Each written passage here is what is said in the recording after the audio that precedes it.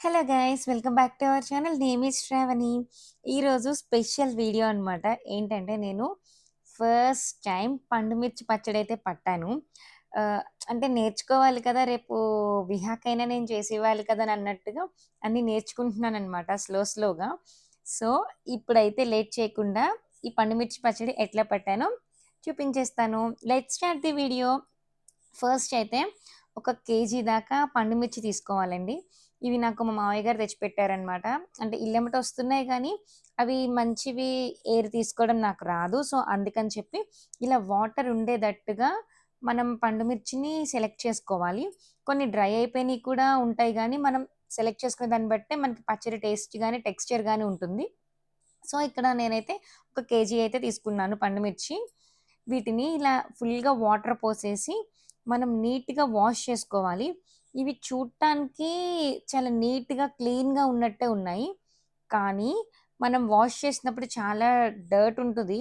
So, మనం నీట్‌గా ఇలా కిందకి, పైకి అనుకోని మొత్తం నీట్‌గా వాష్ చేసుకోవాలి. ఎందుకంటే ఇవి నిల్వ ఉండే పచ్చళ్ళు కాబట్టి నీట్‌గా వాష్ చేసుకోవాలి. ఇలా వాష్ చేసుకున్నాక దీన్ని ఇట్లా స్ట్రైనర్‌లో వేసి వాటర్ మొత్తం తీసేసుకోవాలనమాట. చూసారా? పండు మిర్చి చూడటానికి క్లీన్‌గానే ఉన్నాయి. కానీ దాన్ని క్లీన్ చేస్తే వాటర్ అనేవి చేంజ్ అయిపోయినియి. సో, కంపల్సరీ క్లీన్ చేయాలి. ఇలా క్లీన్ చేశాక వాటర్ మొత్తం డ్రైన్ చేసేసుకున్నాక దీన్ని ఇట్లా క్లాత్ మీద ఆరబెట్టుకోవాలండి. ఒక 2, 3 గంటల సేపు ఆరబెట్టుకోవాలి. ఎండలో కాదు, జస్ట్ నార్మల్‌గా ఆరబెట్టుకోవాలి. ఎండలో పెట్టుకుంటే పండుమిర్చిలో ఉన్న వాటర్ మొత్తం కూడా ఆవిరైపోతుంది. సో, పచ్చడనేది టెక్స్చర్ బాగోదు. సో, నార్మల్‌గా మనం ఫ్యాన్ కింద డ్రై చేసుకున్నాక ఇలా తొడాలు తీసేసేయాలి. మా టెడ్డీగాడు చూడండి, అదేదో తినే వస్తువు అనుకోని వచ్చి నా దగ్గర కూర్చున్నాడు. ఇది నువ్వు తినేది కాదు, కాదు అని చెప్తే కొంసేపు మాట్లాడితే ఇంకా వాడు వెళ్ళిపోయి ఆడుకుంటున్నాడనమాట. ఇట్లా చక్కగా తొడలన్నీ తీసేసుకోవాలి. మనకెక్కువ టైం ఏం పట్టదు. జస్ట్ ఒక 10 మినిట్స్ టైం పడుతుంది అంతే. ఇలా తొడాలన్నీ తీసేసుకున్నాక, ఈ పండు మిర్చిని మనం ఇట్లా మధ్యకి తుంపి మిక్సీ జార్‌లో వేసుకోవాలి. మనం ఇట్లా డైరెక్ట్‌గా వేసేసుకోవచ్చు గానీ, మిక్సీ జార్‌లో గ్రైండ్ అవ్వడానికి మనకి చాలా సేపు పడుతుందండి. సో, అందుకని నేనైతే ఈ మిక్సీ జార్ తీసుకున్నాను. ఇందులో నాకు 2 ట్రిప్పులు అంటే 2 టైమ్స్‌గా వేసుకుంటే మనకి పండు మిర్చి అనేది సరిపోతుంది. ఇలా 2 టైమ్స్ ఫుల్‌గా అయిందనమాట కేజీ అనేది. సో, ఇది పావు సేరనమాట. పావుసేరు ఉప్పు పడుతుంది కేజీ పండు మిర్చికి.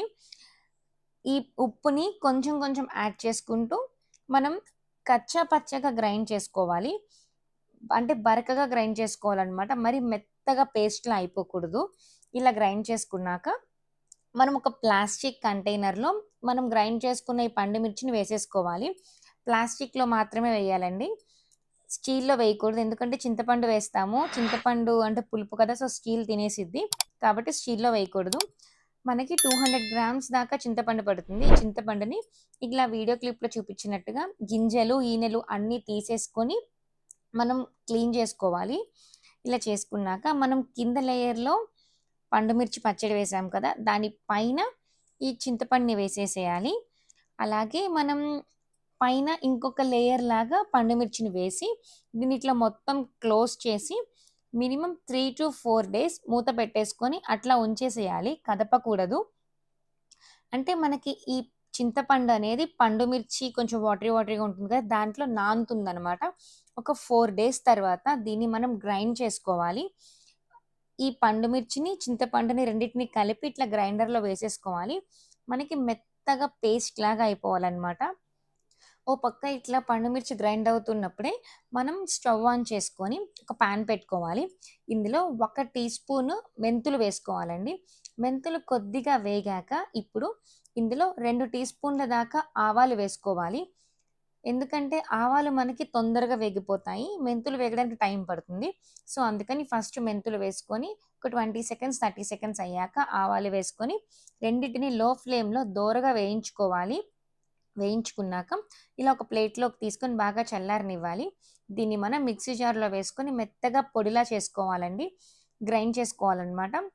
ఇప్పుడు ఈ పండు మిర్చి గ్రైండ్ అవుతుంది కదా పక్క, ఇందులో ఒక 3 పెద్ద సైజు వెల్లుల్లిపాయల్ని పొట్టు తీసేసి వాటిని యాడ్ చేసుకోవాలి. అలాగే మనం ఆవపిండి, మెంతిపిండి రెడీ చేసుకున్నాం కదా! ఆవాలు, మెంతులు కలిపి గ్రైండ్ చేసుకున్నాం కదా! ఆ పొడిని కూడా ఇందులో వేసేసుకోవాలి. మొత్తం పేస్ట్‌లా అయిపోయాక మనం దీన్ని ప్లాస్టిక్ కంటైనర్‌లోకి మళ్ళీ ట్రాన్స్‌ఫర్ చేసేసుకోవాలి. అంతే మన పండు మిర్చి పచ్చడి రెడీ అయిపోయింది. ఇంకా ఫైనల్‌గా మనం తాలింపు పెట్టుకోవాలనమాట. ఇంకా స్టవ్ ఆన్ చేసుకొని ఇందులో కొంచెం ఎక్కువే పడుతుందండి ఆయిల్ అనేది. ఒక 10 టేబుల్ స్పూన్స్ దాకా ఆయిల్ వేసుకొని హీట్ అయ్యాక ఇందులో 1 టీ స్పూన్ చొప్పున ఆవాలు, జీలకర్ర, పచ్చిశనగపప్పు, సాయి మినపప్పు, అలాగే 2 ఎండుమిర్చి, కచ్చా పచ్చాగా దంచుకున్న వెల్లుల్లిపాయలు, ఒక కరివేపాకు రెమ్మ అన్నీ వేసి లో ఫ్లేమ్‌లోనే బాగా వేగనివ్వాలి. మనం పండుమిర్చి మొత్తాన్ని కూడా ఒకేసారి తాలింపు పెట్టకూడదండి. మనం ఎంతవరకైతే యూజ్ చేసుకుంటామో కొంచెం క్వాంటిటీతో తాలింపు పెట్టుకొని రిమైనింగ్ మనం ఫ్రిడ్జ్‌లో స్టోర్ జేసుకోవాలి. మళ్ళీ మనం చేసుకున్నది అదే తాలింపు పెట్టుకున్నది అయిపోయాక మళ్ళీ తీసి తాలింపు పెట్టుకోవాలి. ఇట్లా అయితే పండుమిర్చి చాలా రోజుల వరకు ఫ్రెష్‌గా ఉంటుంది. ఒక్కసారి ఈ కొలతలతో ట్రై చేసి ఎట్లా వచ్చిందో నాకు కామెంట్ సెక్షన్‌లో కామెంట్ చేయండి. అలాగే మన ఛానెల్‌ని ఫస్ట్ టైమ్ చూస్తే తప్పకుండా సబ్స్క్రైబ్ చేసుకోండి. టాటా.